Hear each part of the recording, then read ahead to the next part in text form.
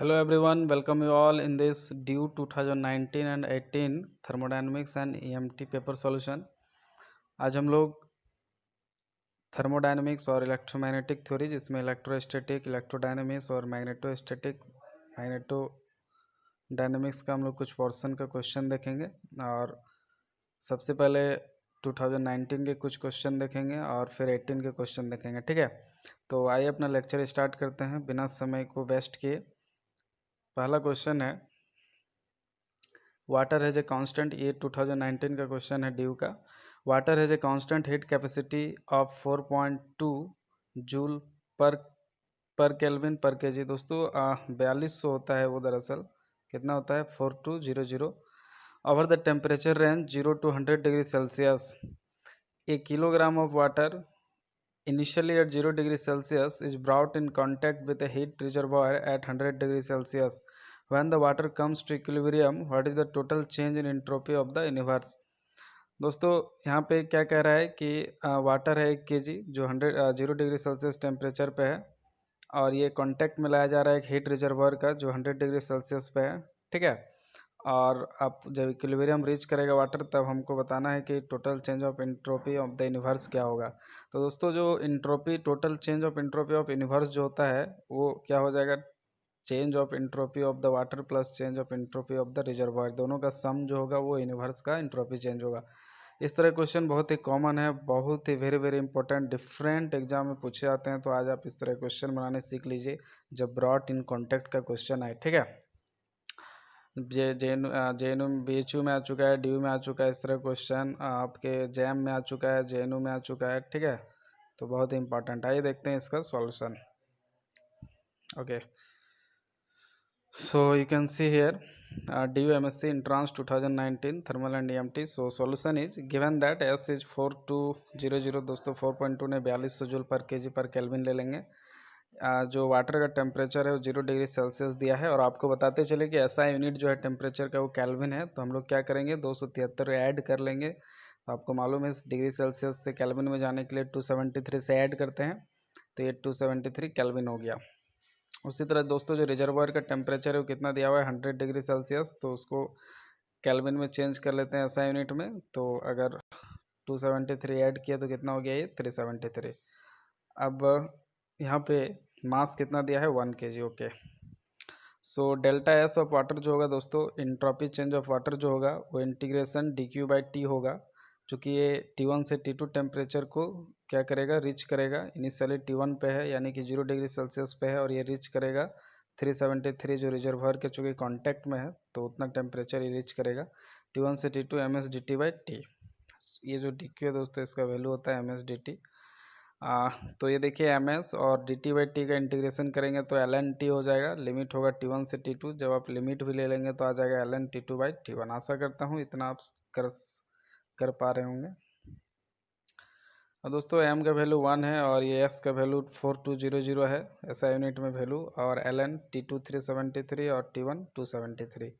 दोस्तों इसको डिवाइड करेंगे तो ये हो जाएगा 1.366, और ln 1.366 का वैल्यू होता है 0.311, और ये 4200। तो ये दोनों का अगर आप मल्टीप्लाई करेंगे दोस्तों तो ये लगभग 1311.2 के आसपास आएगा। तो 1311.2 joule per kelvin is the total change of entropy of the water. अब हम लोग किसका निकालेंगे दोस्तों, रिजर्वायर का निकालेंगे, ठीक है। दोस्तों सेकंड में एंट्रोपी चेंज ऑफ रिजर्वायर अगर निकालेंगे तो देखिए हीट एक्सट्रैक्टेड बाय वाटर कितना होगा, dq इक्वल टू -ms/dt, क्योंकि जितना टैक मतलब लेगा जितना, उतना ही वो क्या करेगा, एक्सट्रैक्ट भी करेगा, ठीक है। सॉरी, जितना हीट एक्सट्रैक्ट करेगा वाटर वो कितना होगा, चूँकि एक नेगेटिव साइन आएगा क्योंकि according to conservation of energy, तो इसमें -ms/dt आ जाएगा, ठीक है। तो -1 एक्सट्रैक्ट करेगा तो माइनस आ जाएगा हीट में -ms/dt। तो -m1 है, s है 4200 और dt है दोस्तों change in temperature T2 - T1 यानी कि 373 - 273। तो ये आ गया -4200, सॉरी -4240 जूल पर केल्विन, ठीक है। ये 4 जीरो है। तो ये इंट्रोपी चेंज ऑफ रिजर्वायर हो गया विद नेगेटिव साइन। और आप समझ सकते हैं नेगेटिव साइन क्यों दिए हैं, क्योंकि हीट उतना एक्सट्रैक्ट करेगा वाटर और उतना ही ये गेन करेगा रिजर्वायर, ठीक है। तो इसीलिए इसके एक नेगेटिव साइन आ गया है। डेल्टा एस रिजर्वायर कितना होगा, डी क्यू बाई टी। तो डी क्यू कितना है -4240 और टी कितना है दोस्तों 373 केल्विन। हम लोग T2 को क्यों ले रहे हैं यहाँ पे टी की जगह, क्योंकि T2 जो था वो रिजर्वायर का टेम्परेचर था। चूँकि अभी हम लोग इंट्रोपी चेंज ऑफ रिजर्वायर निकाल रहे हैं, तो हम लोग यहाँ किसका टेम्परेचर रखेंगे, रिजर्वायर का, जो कितना था 100 डिग्री सेल्सियस। 100 डिग्री सेल्सियस बोले तो 373 केल्विन, ठीक है। इसको आप जब डिवाइड करेंगे तो ये आ जाएगा -1126.00 and some digits joule per kelvin. यहाँ पे पर केल्विन कट गया है दोस्तों, क्योंकि इंट्रोपी का SI यूनिट होता है जूल पर केल्विन, ठीक है। तो ये इंडिविजुअल अगर निकालने बोलता है, कई बार निकालने बोलता है वाटर और रिजर्वायर का, तो निकाल चुके हैं, लेकिन हमको किसका निकालना है, total entropy change of universe. तो total entropy change of universe क्या होगा दोस्तों, वाटर का प्लस रिजर्वायर का। वाटर का है 1311.2 और वाटर का है -1126, ठीक है। दोनों को हम लोग रख दिए, अलजेब्रिक सम कर रहे हैं। तो देखिए अप्रॉक्स 185 जूल पर केल्विन आएगा। और अगर आप ऑप्शन देखेंगे दोस्तों, तो ऑप्शन सी जो है हमारा लगभग करेक्ट आंसर होगा। ये 184.8 जूल पर केल्विन। अगर आप यहाँ 4.2 लेते हैं तो आ नहीं रहा था आंसर, ठीक है। 4200 लिए हैं हम लोग, जो है आप गूगल सर्च कर लीजिए शायद। तो इसका अप्रॉक्स आंसर देखिए, ड्यू में आपको मोस्ट ऑफ द ऑप्शन जो है अप्रॉक्सीमेटली मिलेंगे, ठीक है। अप्रॉक्सीमेट राउंडिंग क्या हुआ आपको ऑप्शंस मिलेंगे, तो इसका आप ख्याल रखें। आप एग्जैक्ट डाटा के अनुसार अपना ऑप्शन ना ढूंढें, आप नियरेस्ट आंसर को खोजने की कोशिश करें। कुछ बच्चों ने कमेंट किया था कि सर DU BHU के पहले थर्मल फिजिक्स ऑप्टिक्स के क्वेश्चन सॉल्व कीजिए, तो इसलिए हमने पहले EMT और थर्मोडायनेमिक्स लिया है। ये ड्यू के कंप्लीट हो जाएंगे तो उसके बाद हम BHU कर लेंगे, EMT थर्मोडायनेमिक्स, एंड देन फिर हम लोग DU BHU का अदर जो टॉपिक्स हैं, इम्पॉर्टेंट टॉपिक्स जैसे ऑप्टिक्स हो गया, आपका मैथमेटिकल फिजिक्स हो गया, इसको हम लोग कवर करेंगे, क्लासिकल डायनेमिक्स वगैरह, ठीक है। आइए देखते हैं next question. Okay, next question जो है दोस्तों बहुत ही आसान क्वेश्चन है, और ये 2 बार ये क्वेश्चन पूछा गया है, 2019 में भी और 18 में भी। तो ये क्वेश्चन नंबर 9 है। For a mole of ideal gas, दोस्तों यहाँ पे नंबर ऑफ मोल कितना दिया हुआ है n। क्वेश्चन बनाते समय न्यूमेरिकल दोस्तों जो जो दिया है उसको आप लिखते चले, आपको आसानी होगा। और चूंकि आइडियल गैस है दोस्तों, तो हम लोग PV = nRT इक्वेशन यूज कर सकते हैं, और एक डाटा मिल गया at T = 35 degree Celsius. Temperature कितना पे दिया है 35 degree Celsius. What is the work done for an isothermal expansion from a volume V0 to 10 V0। दोस्तों आइसोथर्मल एक्सपेंशन हो रहा है। आइसोथर्मल प्रोसेस में दोस्तों टेम्परेचर क्या होता है, कांस्टेंट होता है, ये आप ध्यान रखें। और वॉल्यूम एक्सपैंड कर रहा है V0 से 10 V0 तक, आपको वर्क डन बताना है। आपको सबसे पहले बताते चलें कि आइसोथर्मल प्रोसेस में जो वर्क डन होता है, हाँ देखिए हम आपको यहाँ थोड़ा सा व्यू देते हैं। दोस्तों जो वर्क डन होता है W को क्या होता है = इंटीग्रेशन ऑफ PdV होता है, ठीक है। तो आइसोथर्मल प्रोसेस है दोस्तों, तो PV = क्या होता है, ideal equation, PV = nRT ideal gas equation. यहाँ से आप P का वैल्यू निकालिए, ये क्या आ जाएगा nRT/V। कितना आ जाएगा nRT/V। तो इस P की जगह क्या रख दीजिए, nRT को बाहर रख लीजिए, nRT, और बचेगा इंटीग्रेशन में dV/V। दोस्तों dV/V का हो जाएगा ln/V, और अगर लिमिट लेंगे V1 से V2 तो हो जाएगा ln/V2/V1। यानी कि वर्क डन कितना आएगा आइसोथर्मल प्रोसेस में nRT ln/V2/V1, nRT × ln/V2/V1। तो इस तरह से इसका वर्क डन का एक्सप्रेशन आता है। बहुत ही आसान एक्सप्रेशन था, इसलिए हमने यहाँ पे थोड़ा सा आपको हिंट दे दिया, और इस सब को आप याद रखें, बहुत ही कॉमन डेरिवेशन है। नंबर ऑफ मोल 1 दिया है, टेम्परेचर 35 डिग्री सेल्सियस। तो टेम्परेचर को सबसे पहले SI यूनिट में कन्वर्ट कर लीजिए, यानी कि 35 + 273, तो ये हो गया 308 केल्विन, ठीक है। V1 इनिशियल वॉल्यूम मान लेते हैं V0, और V2 को फाइनल वॉल्यूम मान लेते हैं जो दिया हुआ है 10 V0। फॉर आइसोथर्मल प्रोसेस दोस्तों वर्क डन फार्मूला भी बताएं, nRT ln/V2/V1। n का वैल्यू 1 रखा, r का वैल्यू अप्रॉक्स 8.31 जूल पर मोल पर केल्विन होता है, ठीक है। तो राउंड फिगर तक लिए, 2 फिगर तक। और R यूनिवर्सल गैस कांस्टेंट है, और T क्या है टेम्परेचर 308, और ln/V2/V1 10 V0/V0। देखिए V0 कट गया, बचा ln10, तो हम लोग ln10 का वैल्यू रखेंगे। नेक्स्ट स्टेप में आप देख सकते हैं ये 8.31 इंटू 308 और ये LN10। दोस्तों इसको आप मल्टीप्लाई करेंगे तो आएगा 5.891, ये 9 है दोस्तों, 891 आ रहा है, ये 5.891 10 का पावर 3, ठीक है, 10 का पावर 3 जूल, ठीक है, चूँकि वर्क है तो असाइनमेंट जूल होगा। तो इसको अप्रॉक्स देखिए आप राउंड फिगर करेंगे तो अप्रॉक्स 6 इंटू 10 का पावर 3 जूल लिख सकते हैं। तो ऐसा करने से क्या होगा कि आपको अप्रॉक्सीमेटली जो नियरेस्ट हमारा आंसर है वो आपको मिल जाएगा, ठीक है। तो नियरेस्ट आंसर इसका क्या मैच कर रहा है दोस्तों, किसके साथ, ऑप्शन डी के साथ, ऑप्शन डी। आशा करता हूँ आपको समझ में आया होगा। आइए देखते हैं next question.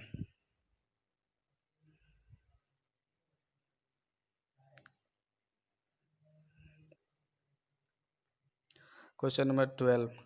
A material has a heat capacity at constant volume C that is unchanging over a wide temperature range. Two identical bodies made for this material at initial temperature T and 9T respectively are used to drive a heat engine. The maximum amount of work that can be obtained from this engine is। दोस्तों हमको maximum work done जो इस engine से extract किया जा सकता है उसको ऑब्टेन किया जा सकता है उसको निकालना है। दोस्तों maximum work done reversible process में होता है और reversible process maximum work done से पता चल गया रिवर्सिबल प्रोसेस। और रिवर्सिबल प्रोसेस में और एक चीज़ होता है दोस्तों कि टोटल चेंज इन एंट्रोपी जो होता है दोस्तों सिस्टम का वो 0 होता है। तो इस कंसेप्ट को यूज करेंगे हम लोग और फिर सॉल्व करेंगे। एक मेटल है दोस्तों जिसका 2 आइडेंटिकल मटेरियल लिया गया है, एक टेम्परेचर T पे है और दूसरा दोस्तों 9T पे है, और दोनों के बीच में एक हीट इंजन काम कर रहा है दोस्तों, दोनों के बीच में एक हीट इंजन काम कर रहा है। चूँकि दोनों सेम मटेरियल का है और उस मटेरियल का हीट कांस्टेंट वॉल्यूम कैपेसिटी कितना है दोस्तों, C है, यानी कि इसका भी C है इसका भी C है। तो अब आइए देखिए हम लोग कंसेप्ट यूज करेंगे। मैक्सिमम वर्क डन कब होगा दोस्तों, रिवर्सिबल प्रोसेस में, और रिवर्सिबल प्रोसेस में टोटल चेंज इन एंट्रोपी कितना होता है दोस्तों, 0 होता है। आप देख सकते हैं 2 आइडेंटिकल बॉडी है, हीट कैपेसिटी सेम है C और टेम्परेचर है, एक का T इनिशियल है दूसरा का 9T। दोनों का फाइनल टेम्परेचर दोस्तों निकालना पड़ेगा। इक्विलिब्रियम कंडीशन में वर्क डन मैक्सिमम निकालने के लिए अपने को फाइनल टेम्परेचर निकालना पड़ेगा दोनों का। दोस्तों W is maximum when process is reversible and in this reversible process net change in entropy is 0। तो दोस्तों फर्स्ट बॉडी का चेंज इन इंट्रोपी दोस्तों आपको बताते चले कि इंट्रोपी का एक फार्मूला होता है ClnT2/T1। अगर फाइनल और इनिशियल टेम्परेचर दिया हुआ है तो इस फार्मूला को आप याद रखें। उसके टर्म में जो इंट्रोपी का फार्मूला होता है ClnT2/T1, जहाँ पे C क्या है, कांस्टेंट वॉल्यूम हीट कैपेसिटी, ठीक है। तो इस फार्मूला का यूज करेंगे दोस्तों। मान लेते हैं कि दोनों सिस्टम का, दोनों आइडेंटिकल बॉडी का जो फाइनल टेम्परेचर रीच करेगा वो TF है, ठीक है। इसका इनिशियल T फाइनल TF, इसका इनिशियल 9T और फाइनल TF, ठीक है। तो T2 के जगह पे TF हो जाएगा दोस्तों दोनों के लिए फाइनल टेम्परेचर, और T1 के जगह पे क्या हो जाएगा, एक के लिए T हो जाएगा दूसरा के लिए 9T हो जाएगा, और दोनों का इंट्रोपी का सम दोस्तों 0 होगा। C ही रहेगा दोनों में, क्योंकि दोनों बॉडी का जो हीट कैपेसिटी है दोस्तों क्या है, C है। आशा करता हूँ आपको यहाँ तक समझ में आया होगा। ये देखते हैं नेक्स्ट स्टेप क्या होगा। फर्स्ट सिस्टम के लिए ClnTF/T प्लस ClnTF/9T, यानी कि इस फॉर्मूला को यूज कर रहे हैं, इज इक्वल टू 0। दोस्तों C कॉमन है, C जैसे ही कॉमन ले लेंगे क्या बचेगा ब्रैकेट के अंदर, Ln/T plus Ln/9T is equal to 0। अब आपको ये भी पता होगा दोस्तों कि Ln A plus Ln B क्या होता है, Ln A इंटू B। उस प्रॉपर्टी को देखिए हम लोग यूज कर रहे हैं Ln और ये A और ये B, यानी कि TF/T into TF/9T।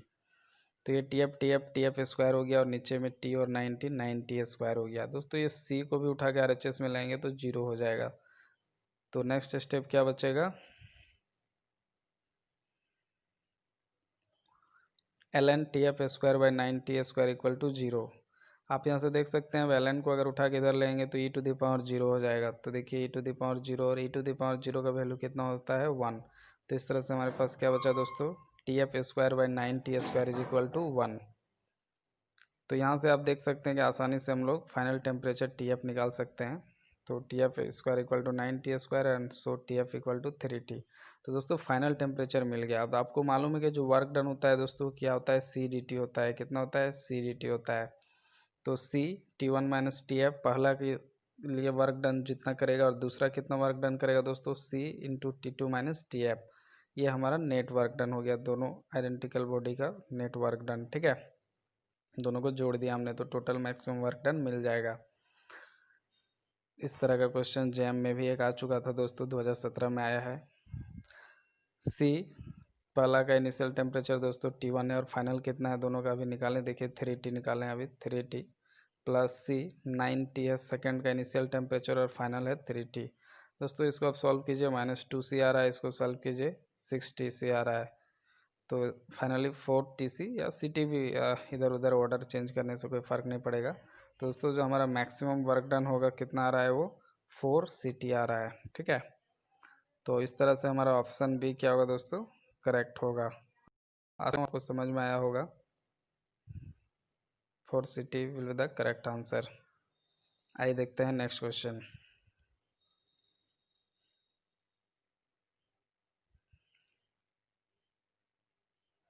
Question number 15। 1 mole of a monoatomic perfect gas is initially at a constant temperature T0. It expands from a volume V0 to 2 V0 under constant pressure. The heat absorbed by the gas is। दोस्तों constant pressure का बात हो रहा है, तो constant pressure में दोस्तों जो हीट एब्जॉर्ब्ड होता है, DQ जो होता है दोस्तों, वो होता है NCP/dt। कितना होता है, NCP/dt। और चूंकि दोस्तों ये मोनोएटॉमिक गैस है तो Cp का वैल्यू हो जाएगा 5/2R और 1 मोल है दोस्तों तो N का वैल्यू हो जाएगा 1। अब अपने को इनिशियल टेम्परेचर T0 दे रखा है, निकालना क्या है फाइनल टेम्परेचर, तो चेंज इन टेम्परेचर भी मिल जाएगा। तो आइए देखते हैं फटाफट से इसका सॉल्यूशन। दोस्तों Cp और Cv का वैल्यू आप याद रख ले और गामा का वैल्यू बहुत ही इंपॉर्टेंट होता है क्वेश्चन में। जैसे ही आप मोनोएटॉमिक या डायटोमिक देखते हैं आपके मन में यह स्ट्राइक करना चाहिए कि Cp और Cv क्या होगा। दोस्तों मोनोएटॉमिक गैस के लिए Cv का वैल्यू 3/2R होता है और Cp का वैल्यू 5/2R। और डायटोमिक गैस के लिए क्या होता है, ठीक यहाँ से शुरू होता है। जो Cp का वैल्यू है दोस्तों इसके लिए उसके लिए Cv का वैल्यू हो जाता है, यानी कि 5/2R और एक ऐड कर लीजिए दोस्तों तो 7/2R, यानी कि ये Cp का वैल्यू है दोस्तों डायटोमिक गैस के लिए और ये Cv का। दोस्तों आपको गामा भी याद रखना चाहिए, गामा रेडियोएक्टिव फैक्टर जो है दोस्तों क्या होता है, Cp/Cv। और आप ये Cp और Cv का वैल्यू अगर याद रखते हैं मोनो और डायटोमिक गैस के लिए, तो आप दोस्तों मोनो और डायटोमिक गैस के लिए आसानी से गामा का वैल्यू भी निकाल सकते हैं। दोस्तों इनिशियली जो गैस है दोस्तों V0 वॉल्यूम पे, आप यहाँ देख सकते हैं हमने ग्राफ ड्रॉ किया है और फाइनली ये 2 V0 वॉल्यूम पे जा रहा है। दोस्तों आप ये भी देख सकते हैं कि इनिशियली मान लेते हैं कि P0 प्रेशर पे है और ये V0 से 2 V0 पे एक्सपेंड कर रहा है by keeping pressure constant. Initial temperature है दोस्तों A पॉइंट पे वो T0 है, अब B पॉइंट पे क्या टेम्परेचर होगा वो हमको निकालना है। और प्रोसेस कैसा है दोस्तों, आइसोबारिक है, चूँकि P कांस्टेंट है तो उसको आइसोबारिक प्रोसेस बोलते हैं।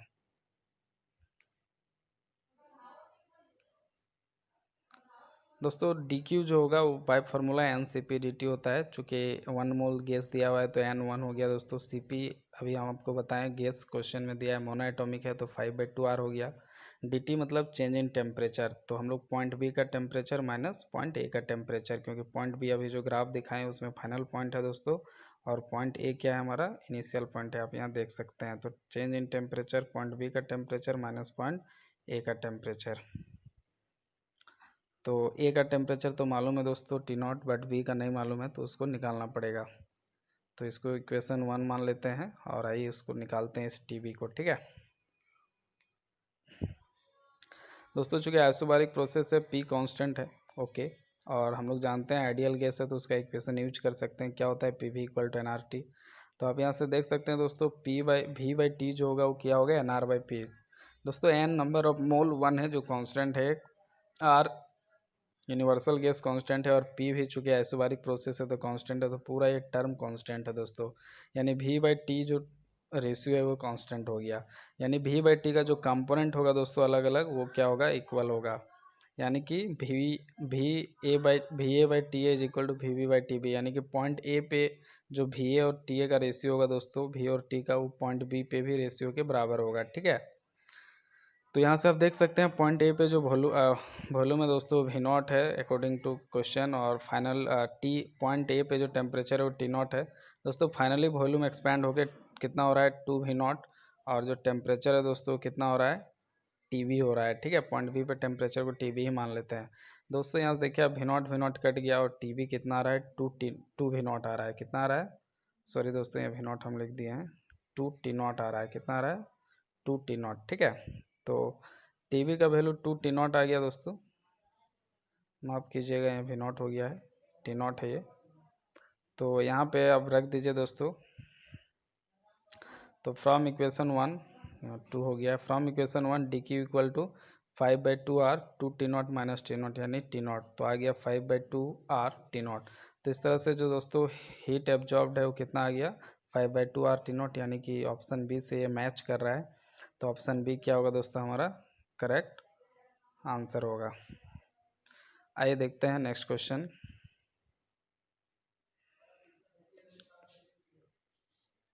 बहुत ही आसान क्वेश्चन है दोस्तों, कार्नोट इंजन थर्मोडायनेमिक्स का, और ये 2018 का क्वेश्चन है। Consider a Carnot reversible heat engine working between, अब जो क्वेश्चन आएंगे दोस्तों 2018 के आएंगे, ठीक है।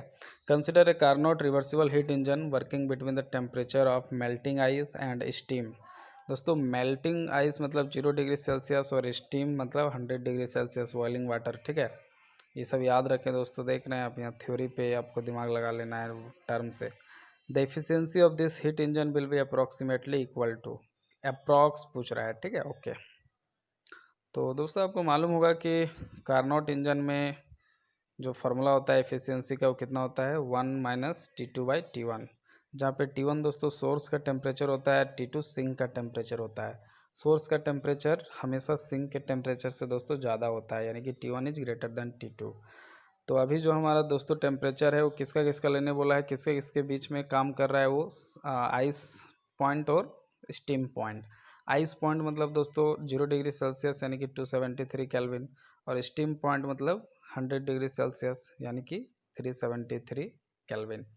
अब देखिए दोस्तों ये दोनों टेम्परेचर को कौन बड़ा है, 373 बड़ा है, तो वो हमेशा T1 होगा, ठीक है, सोर्स टेम्परेचर, याद रखें इसको। और जो 273 वो छोटा है तो होगा T2 यानी सिंक टेम्परेचर।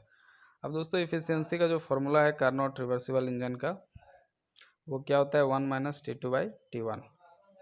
तो उसको दोस्तों आप क्या करें, आप यहाँ पे पुट कर दीजिए, तो आप देख सकते हैं यहाँ से सॉल्व करके इसको कितना आ रहा है, 0.268096 अप्रॉक्स आ रहा है।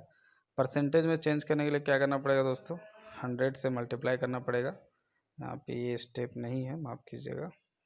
तो 100 से देखिए हमने ये मल्टीप्लाई कर दिया है तो परसेंट में कन्वर्ट हो गया हमारा एफिशिएंसी। तो देखिए 26.809% आ रहा है। तो अप्रॉक्स ये जो आंसर है उसके अकॉर्डिंग 27% हमारा आंसर होगा, ठीक है। यानी कि ऑप्शन बी जो होगा दोस्तों इस क्वेश्चन का करेक्ट ऑप्शन होगा। आशा करता हूँ आपको समझ में आया होगा। और आइए देखते हैं नेक्स्ट क्वेश्चन।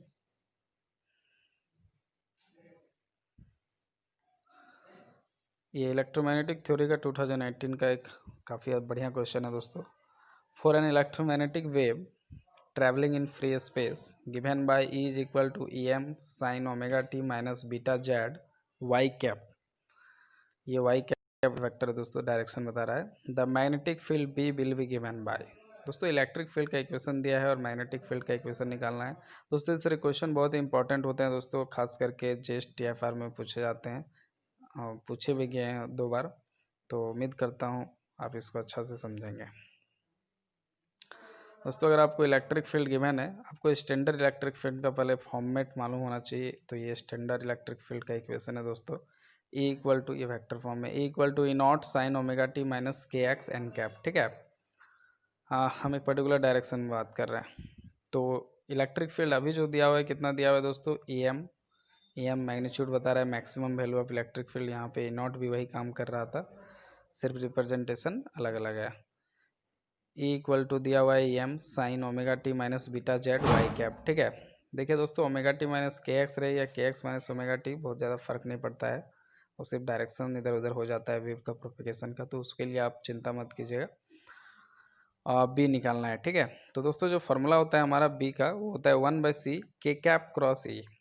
तो आपको बताता हूँ यहाँ पे एक एक टर्म का मतलब क्या है। तो 1/c को रहने दीजिए। K कैप दोस्तों यहाँ पे प्रोपोगेशन वेक्टर है, यानी कि K कैप बता रहा है कि ये प्रोपोगेशन वेक्टर होता है दोस्तों। तो K कैप क्या बताएगा, प्रोपोगेशन का डायरेक्शन बताएगा।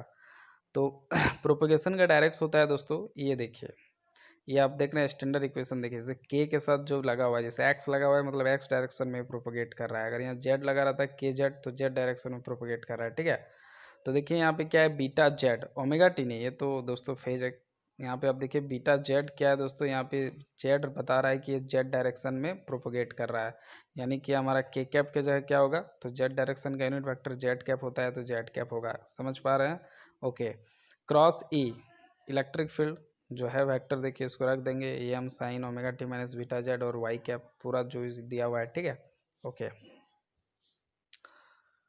और अब देखिए हम इसको बड़ा आसानी से सॉल्व कर लेंगे। अब देखिए यहाँ पे E M sine omega T minus beta Z, ये तो वेक्टर है नहीं, ये सब बाहर आ जाएगा और सी पहले से है, तो देखिए E M sine omega T minus beta Z common आ गया और 1/c बाहर में है। क्रॉस प्रोडक्ट किसके किसके बीच होगा, ये जेड कैप और ये वाई कैप, तो Z cap cross Y cap दोस्तों आपको साइकिल याद होगा आई जे के, तो उल्टा हम लोग चूँकि घूम रहे हैं, के क्रॉस जे कर रहे हैं दोस्तों, तो कितना होगा, माइनस एक्स कैप होगा, कितना होगा, माइनस एक्स कैप। तो आप यहाँ से देख सकते हैं कि ये minus X cap by C और ये E M sine omega T minus beta Z, इसको ढंग से लिख ले तो minus E M by C sine omega T minus beta Z X cap. दोस्तों अब सी के टर्म में आंसर हमारा चूँकि नहीं है, आंसर जो है वो ओमेगा और बीटा के टर्म में है, तो उसको एलिमिनेट करना पड़ेगा। तो देखिए ये क्या करते हैं दोस्तों, स्पीड जो होता है सी वो होता है ओमेगा बाई के, ये आप फॉर्मूला याद रखें, ठीक है। तो सी इक्वल टू ओमेगा का ओमेगा, चूँकि ओमेगा के टर्म में आंसर है हमारा, अभी जो एंगुलर फ्रीक्वेंसी दिया है वो भी वेव में देखिए इक्वेशन में ओमेगा दिया हुआ है, ओमेगा टी। लेकिन दोस्तों के के जगह क्या है, तो आप देखिए स्टैंडर्ड इक्वेशन से कंपेयर कीजिएगा, तो अभी के जगह बीटा दिया हुआ है, देखिए के एक्स होना चाहिए, जहाँ प्रोपगेशन वेक्टर होता है या पोजिशन कोऑर्डिनेट होता है उसमें जगह पे के होता है उसके साथ, जैसे अभी जेड के साथ क्या है, बीटा है, मतलब ये के जेड होना चाहिए था, तो के जगह क्या है दोस्तों, हमारा बीटा है। तो by comparing this to equation के जगह क्या है, बीटा है, तो के जगह पे अभी हमारा क्या हो गया दोस्तों, ये के जगह बीटा हो गया, तो सी इक्वल टू ओमेगा भी बीटा, तो इस सी के जगह ओमेगा बीटा रखिए तो नीचे ओमेगा हो गया और सबसे ऊपर बीटा चला गया। तो इस तरह से मैग्नेटिक फील्ड वेक्टर का एक एक्सप्रेशन आ गया दोस्तों, minus E M beta by omega sine omega T minus beta Z X cap, ठीक है। आप देख सकते हैं कि ये जो मैग्नेटिक फील्ड का एक्सप्रेशन आया है, ये हमारा ऑप्शन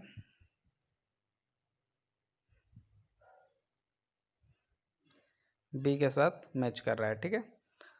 आशा करता हूँ आपको समझ में आया होगा। आइए देखते हैं नेक्स्ट क्वेश्चन।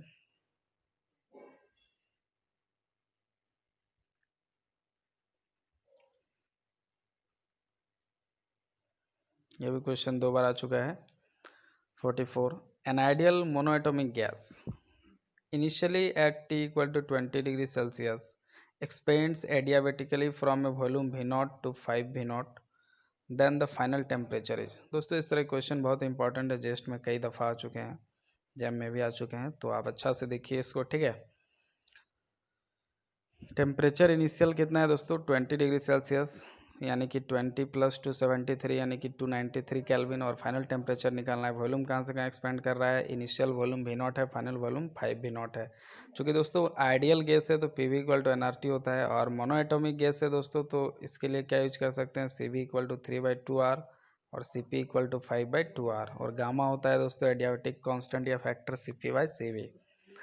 तो देखिए चूँकि एडियाबेटिक एक्सपैंड्स एडियाबेटिकली, तो हम लोग एडियाबेटिक प्रोसेस का फॉर्मूला लगाएंगे। ओके, सो आप देख सकते हैं मोनोएटॉमिक के लिए सीपी से भी हमने लिख लिया है, इनिशियल टेम्परेचर दिया हुआ है, फाइनल इनिशियल और फाइनल वॉल्यूम दिया है, और फाइनल टेम्परेचर निकालना है। दोस्तों जो कि प्रोसेस हमारा अभी कैसा है, एडियाबेटिक है, तो इसका जो रूल है, नियम है, लॉ है, उसको यूज करेंगे। क्या होता है दोस्तों, पी भी का power gamma equal to constant, जहाँ पे गामा क्या है दोस्तों, एडियाबेटिक कॉन्स्टेंट या फैक्टर है, जिसका वैल्यू होता है C P by C V. अभी हमको जो रिलेशन चाहिए दोस्तों, टी वन दिया है, टी टू निकालना है, वी वन वी टू दिया है, तो ये जो रिलेशन है इसको हम लोग टी और वी के टर्म में लाना चाह रहे हैं, तो पी को एलिमिनेट करना पड़ेगा, क्योंकि वी तो हमको चाहिए ही, और पी को एलिमिनेट करके टी में ले आएंगे। जिसके टर्म में आंसर मतलब जो आपको दिया है, जो जो वी वन वी टू जैसे दिया है, पी वन पी टू दिया है, टी वन टी टू निकालना है या फिर वी वन वी टू, उसके अकॉर्डिंग इसको सेट कर ले। उसके लिए क्या यूज करेंगे, आइडियल गैस इक्वेशन यूज कर लेंगे। यहाँ से आप देख सकते हैं अगर पी का वैल्यू निकालेंगे तो N R T by V आ जाएगा। अब यहाँ पी की जगह N R T by V रख दीजिए। देखिए नेक्स्ट स्टेप में हमने रखा है। पी की जगह हमने क्या रख दिया यहाँ पे, nRT/v, और ये v का power gamma is equal to constant. दोस्तों यहाँ पे आप देख सकते हैं कि n और r रह गया और ये t भी रह गया, nRT, और v यहाँ नीचे भी है और यहाँ ऊपर में भी v का पावर गामा है। यहाँ नीचे कुछ नहीं तो v का पावर 1 तो +1 जरूर है दोस्तों, ऊपर जाएगा तो v का पावर -1 हो जाएगा, और v का पावर -1 इंटू v का पावर गामा, चूँकि दोनों का बेस सेम है v और v, तो ऐड हो जाएगा उनका पावर, यानी गामा -1 हो जाएगा। ठीक है, तो ये कितना हो गया दोस्तों, nRT v का power gamma -1 is equal to constant. दोस्तों आपको मालूम होगा कि n और r भी कांस्टेंट है, नंबर ऑफ मोल और गैस कांस्टेंट, तो ये भी अगर कांस्टेंट से डिवाइड होगा तो फिर से कांस्टेंट हो जाएगा, तो बचेगा t v का power gamma -1 is equal to constant. ये एक रिलेशन है दोस्तों, आपको याद भी होना चाहिए, बहुत ही इंपॉर्टेंट है। अब t v का पावर गामा -1 कांस्टेंट है दोस्तों, तो इसका कंपोनेंट क्या होंगे, बराबर होंगे, यानी कि t1 v1 का power gamma -1 is equal to t2 v2 का पावर गामा -1। दोस्तों यहाँ से अगर आप t2 निकालेंगे तो ये कितना होगा, t1, और ये v1/v2 का पावर गामा -1। देखिए दोस्तों, t1 v1/v2, गामा को क्या लिख सकते हैं दोस्तों, cp/cv -1। t1 कितना है दोस्तों, 293 केल्विन, और v1/v2 कितना है दोस्तों, v1 है v0 और v2 कितना है 5v0।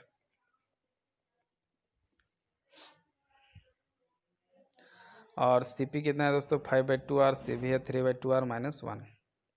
अब यहाँ से देख सकते हैं v0 कट गया और ये पूरा 1/5 बच गया अंदर में, और बाहर में ये r कट गया, 2 कट गया, 5/3 बचा। दोस्तों 5/3 -1 की जगह सॉल्व करके 0.666 आएगा, तो 1/5 का पावर जब आप लीजिएगा 0.666 बाय यूजिंग कैलकुलेटर, तो 1/5 मतलब 0.2, और उसका पावर जब लीजिएगा 0.666 तो आएगा 0.343236 अप्रॉक्स।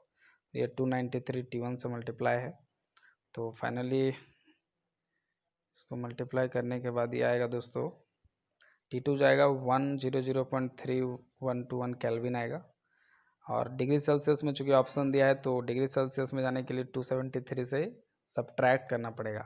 दोस्तों डिग्री सेल्सियस से केल्विन में जाने के लिए ऐड करते हैं 273, बट केल्विन से डिग्री सेल्सियस में जाने के लिए जस्ट रिवर्स करते हैं, सब्ट्रैक्ट करते हैं, तो हमने -273 कर दिया यहाँ पे, और केल्विन की जगह डिग्री सेल्सियस लिख दिया। इसको आप सॉल्व करेंगे दोस्तों तो ये आएगा अप्रॉक्स -172.68 डिग्री सेल्सियस। आप जो ऑप्शन है उसके अकॉर्डिंग अगर अप्रॉक्सीमेट आंसर देखेंगे दोस्तों, तो सबसे नियरेस्ट आंसर है -173 डिग्री सेल्सियस। इसको राउंड अप करेंगे तो -173 आप अप्रॉक्स बोल सकते हैं अकॉर्डिंग टू आवर ऑप्शंस। तो -173 डिग्री सेल्सियस हमारा फाइनल टेम्परेचर होगा दोस्तों, यानी कि ऑप्शन डी जो होगा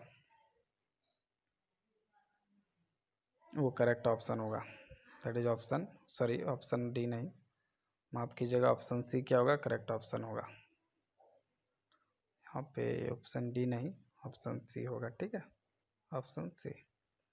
आशा करता हूँ आपको समझ में आया होगा, और आइए देखते हैं नेक्स्ट क्वेश्चन। ये भी बहुत ही बढ़िया क्वेश्चन था दोस्तों मैग्नेटोस्टैटिक्स से।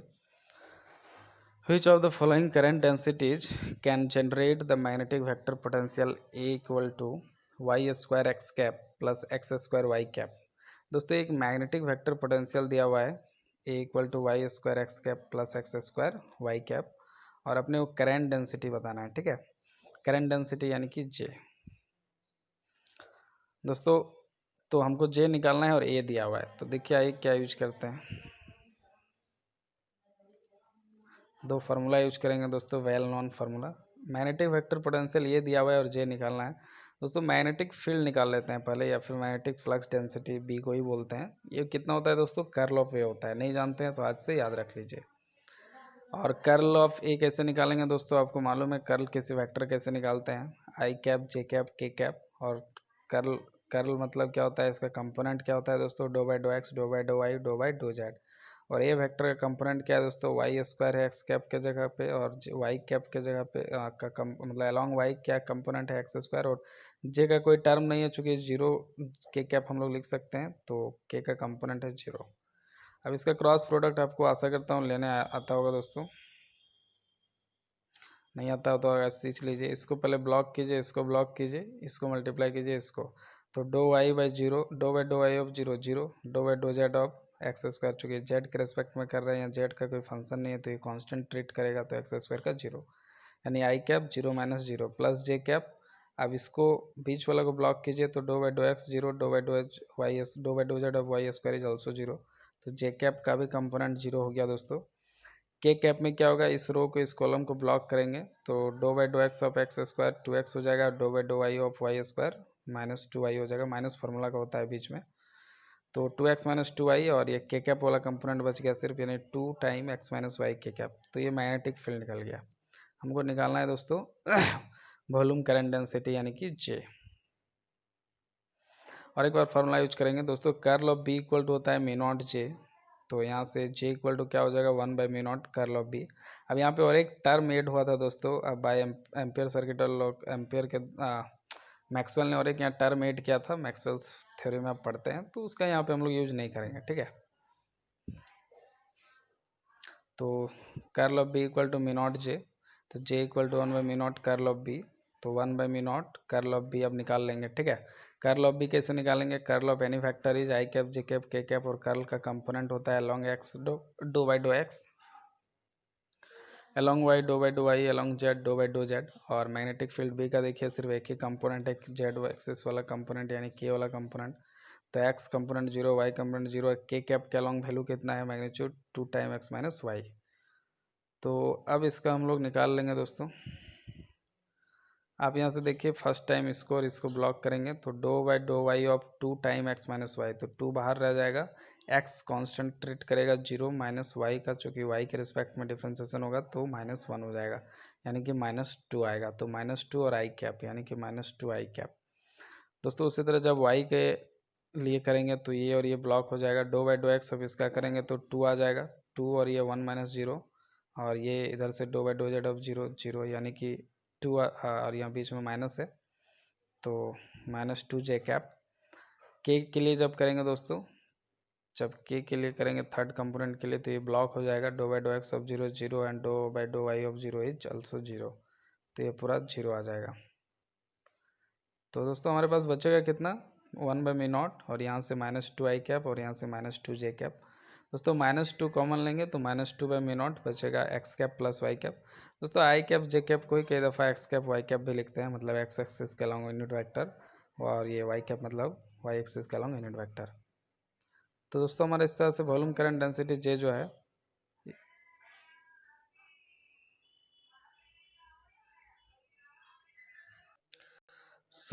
फाइनली हम लोग ऐसा लिख सकते हैं। तो ये J cap J factor equal to आ गया minus two by mu naught X cap plus Y cap. तो आप अगर ऑप्शंस देखेंगे दोस्तों तो हमारा करेक्ट ऑप्शन क्या है, इसके अकॉर्डिंग ऑप्शन ए है। आप यहाँ पे देख सकते हैं करेक्ट आंसर मेरा ऑप्शन ए है। ये इस तरह क्वेश्चन इस बार TFR में आया था दोस्तों 2020 में। उम्मीद करता हूँ आपको समझ में आया होगा। Thank you so much. आइए देखते हैं next question, question number 28। 4 moles of an ideal gas undergo a reversible isothermal compression at 20 degrees Celsius. When 1850 joule of work is done on the gas, the change in entropy of gas in this process is। दोस्तों isothermal process है पहला बात, और compression है चूँकि तो एक negative sign आएगा वर्क डन में, चूँकि आप देख भी रहे work done on the gas है not by the gas. By the gas में प्लस साइन लेते हैं, ऑन द गैस में नेगेटिव साइन लेते हैं। साइन कन्वेंशन जरूरी है दोस्तों, आपको बता दें work done on the gas होगा तो माइनस, बाय द गैस होगा तो जीरो, लेकिन हीट अगर सिस्टम को दे रहे हैं तब प्लस होगा और सिस्टम रिलीज कर रहा है तो नेगेटिव होगा, ठीक है दोस्तों। 4 मोल दिया हुआ है यानी कि n इक्वल टू 4 दिया हुआ है, ये भी ध्यान रखें। Change in entropy of gas in this process पूछ रहा है, और ये वर्क डन दिया हुआ है दोस्तों। आइसोथर्मल प्रोसेस से हम लोग यहाँ फर्स्ट लॉ ऑफ थर्मोडायनामिक्स वाले यूज करके डेल्टा क्यू निकाल लेंगे। नंबर ऑफ मोल दोस्तों 4 दिया हुआ है, टेम्परेचर कितना है 20 डिग्री सेल्सियस कांस्टेंट टेम्परेचर, चूँकि आइसोथर्मल प्रोसेस है। ऐसा यूनिट में कन्वर्ट कर लिया 293 kelvin. Work done minus 1850 joule होगा दोस्तों, क्योंकि work done on the gas हो रहा है इसलिए नेगेटिव साइन है। कंप्रेशन है ये डियाबेटिक सॉरी आइसोथर्मल नॉट एक्सपेंशन। अब देखो चेंज इन एंट्रोपी निकालना है, ठीक है दोस्तों। फर्स्ट लॉ ऑफ थर्मोडायनामिक्स क्या होता है, delta Q equal to delta U plus d U plus delta W. आप सोच रहे होंगे यहाँ हमने डेल्टा क्यू लिखा है या डेल्टा डब्ल्यू, इसको डी यू क्यों लिखा है, ये दोस्तों ये दो पार्शियल डेरिवेटिव और ये पार्शियल डेरिवेटिव ने परफेक्ट डेरिवेटिव है, इसलिए क्योंकि वर्क डन जो और हीट एक्सचेंज है दोस्तों ये नॉन कंजर्वेटिव है, ये पाथ डिपेंडेंट है, जबकि जो यू है दोस्तों इंटरनल एनर्जी ये पाथ इंडिपेंडेंट है, ठीक है, ये कंजर्वेटिव है, ये इनिशियल और फाइनल पोजीशन पे सिर्फ डिपेंड करता है। दोस्तों आपको बताते चले कि जो आइसोथर्मल प्रोसेस होता है उसमें ये जो इंटरनल एनर्जी में चेंज है दोस्तों वो कितना होता है, जीरो होता है, क्योंकि इंटरनल एनर्जी टेम्परेचर का फंक्शन है दोस्तों, और चूंकि आइसोथर्मल प्रोसेस में टेम्परेचर कांस्टेंट है तो चेंज इन इंटरनल एनर्जी क्या होगा, जीरो होगा। तो इस तरह से आप देखिए जीरो हो गया तो बचा delta Q equal to delta W, और डेल्टा डब्ल्यू दिया है दोस्तों -1850 जूल, ठीक है।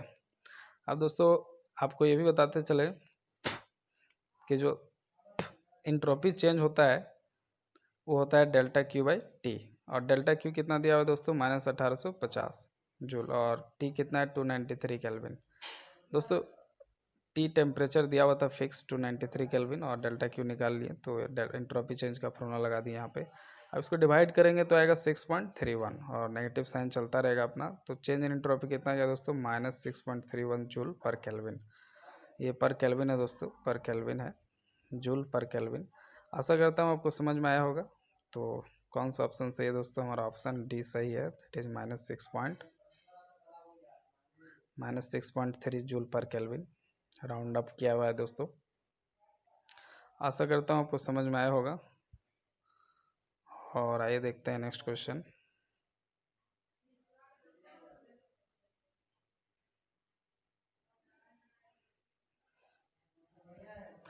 नेक्स्ट क्वेश्चन है दोस्तों हमारा, uniformly charged ring of total charge capital Q and of radius capital R rotates about an axis perpendicular to its plane and passing through its center with angular velocity omega.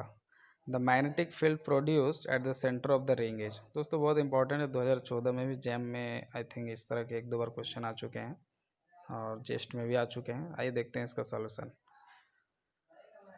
दोस्तों question क्या कह रहा है उसको समझ लेते हैं पहले अच्छे से, क्योंकि क्वेश्चन समझने से 50% सॉल्यूशन हो जाता है।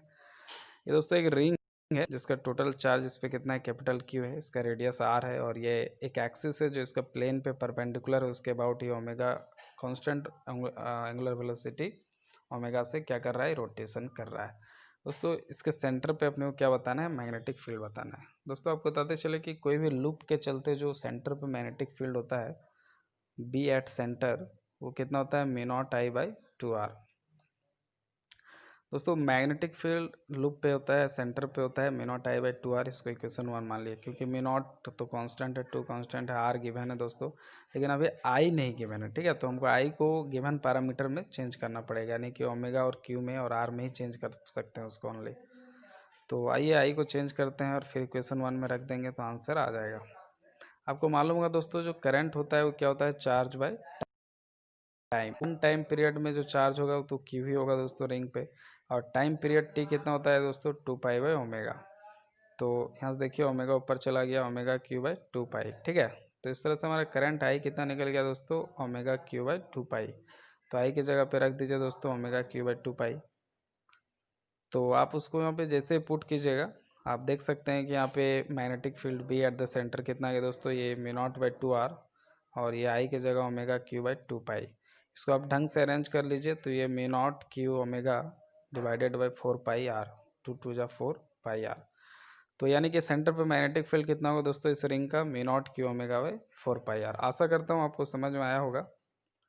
आइए देखते हैं नेक्स्ट क्वेश्चन, और इस तरह से इसका ऑप्शन सी क्या है दोस्तों, मेरे विचार से ऑप्शन सी इसका सही है अकॉर्डिंग टू माय कैलकुलेशन।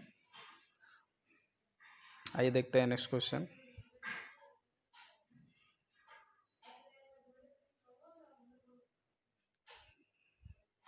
दोस्तों इसका डेरिवेशन हम लोग नहीं देखेंगे, इसको डायरेक्ट सॉल्व करेंगे।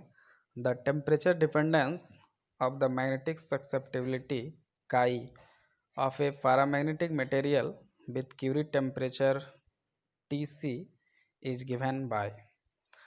दोस्तों इसका जो सही ऑप्शन होगा वो डी होना चाहिए, C/T - TC for T greater than TC। दोस्तों ये TC है, क्यूरी टेम्परेचर, जो काई का वैल्यू होता है दोस्तों वो होता है काई इज इक्वल टू, काई क्या है, magnetic susceptibility is equal to, ये magnetic susceptibility is a measure of how magnetic field in any medium is, strength of the magnetic field को ये बताता है दोस्तों, किसी मटेरियल कितना उसके पास कितना टेंडेंसी है, कितना एब्जॉर्ब कर सकता है। तो इकाई का जो वैल्यू है दोस्तों ये C by T minus T C होता है पैरामैग्नेटिक के लिए फॉर टी ग्रेटर देन। दोस्तों यहाँ हमको एक कन्फ्यूजन है कि ये T greater than T C हम फेरो के लिए कन्फर्म जानते हैं, अब ये टी पारा के लिए T less than T C होता है कि ग्रेटर देन ही होता है, इसमें थोड़ा कन्फ्यूजन है, तो आप इसको चेक कर ले थोड़ा सा। बाकी chi is equal to C T minus T C होता है, ठीक है। तो ये दो में से ही कोई होगा, ये दो गलत है। अब T greater than T C ferro के लिए हम कंफर्म है, और पारा के लिए थोड़ा सा डाउट में है कि ये इसके लिए होगा या फिर ये होगा कंडीशन, तो थोड़ा सा इसको आप क्रॉस वेरीफाई जरूर कर ले दोस्तों। और इस तरह से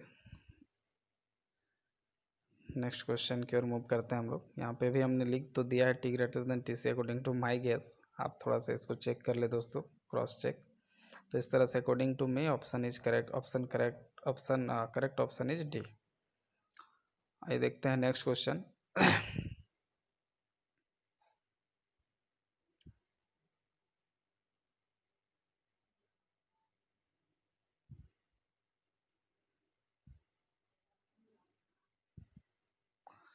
For a mole of gas at T equal to 35 degrees Celsius, what is the work done for an isothermal expansion from volume V0 to 10 V0?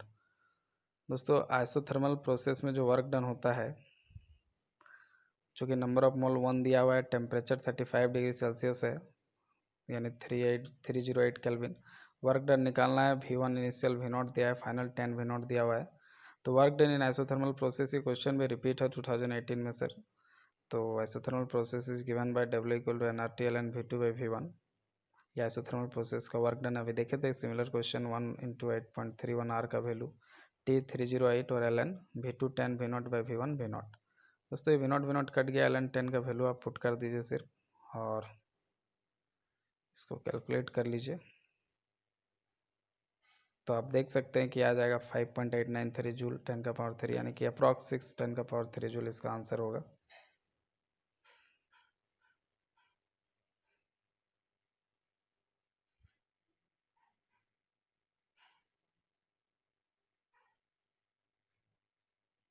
Okay, so next question हमारा question number 45।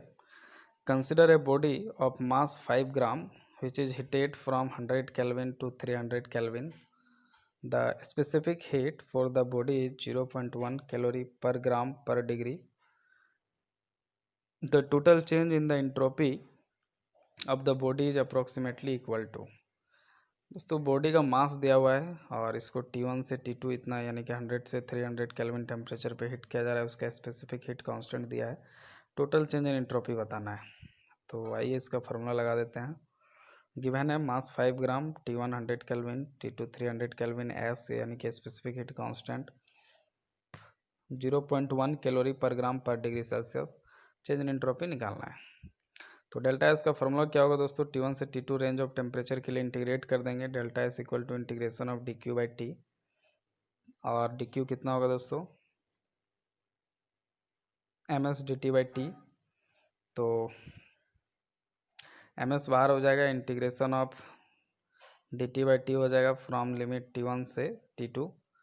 तो आप देख सकते हैं कि ये चूँकि D T by T का इंटीग्रेशन हो जाएगा दोस्तों एल एन टी, और लिमिट है T1 से T2, तो एम एस बाहर में ही रह गया, और डी टी बाई टी का एल एन टी हो गया, लिमिट T1 से T2 उसको पुट करेंगे तो L n T2 by T1। M दोस्तों कितना है 5 ग्राम, एस कितना है 0.1 कैलोरी पर ग्राम पर डिग्री सेल्सियस, यूनिट को भी हमने लिख दिया है नीचे में, देखिए ग्राम और डिग्री सेल्सियस है। L n T2 by T1 यानी कि 300 बाई 100।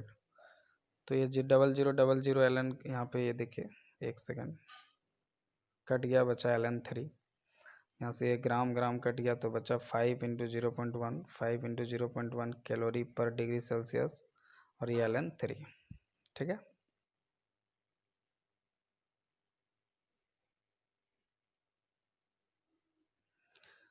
अब आप देख सकते हैं कि ये 5 इंटू 0.1 और ये एल एन 3 का वैल्यू 1.098, सारे को मल्टीप्लाई करेंगे तो अप्रॉक्स 0.549 कैलोरी पर डिग्री हमारा चेंज इन एंट्रोपी आ रहा है दोस्तों। इसको अप्रॉक्सीमेटली राउंड अप करेंगे तो अप्रॉक्स 0.5 कैलोरी पर डिग्री भी अपन बोल सकते हैं। और आप देख सकते हैं कि हमारा आंसर जो है वो है ऑप्शन ए जो है वो मैच कर रहा है दोस्तों 0.5 कैलोरी पर डिग्री। तो आशा करता हूँ आपको समझ में आया होगा। आइए देखते हैं अपन नेक्स्ट क्वेश्चन।